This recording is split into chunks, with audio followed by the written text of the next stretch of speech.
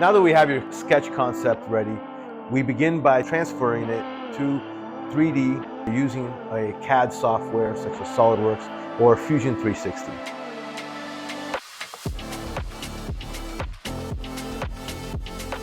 Here you see a 3D model, an assembly of a 3D model where it has all the parts and assemblies needed to create your product. 3D modeling is the first step to get the general design laid out, and after that we start adding additional layers of engineering to reinforce certain things and how to make the design actually manufacturable.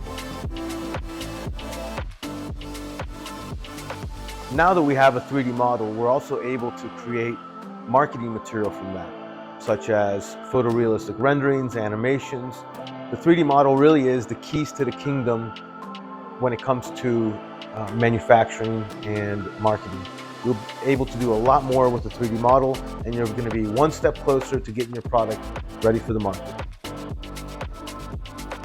After we've created your 3D model, we're going to review it with you, show you where we're at in the project, and discuss the engineering needs to really take the product and add that level so that we can be one step closer to prototyping your idea out.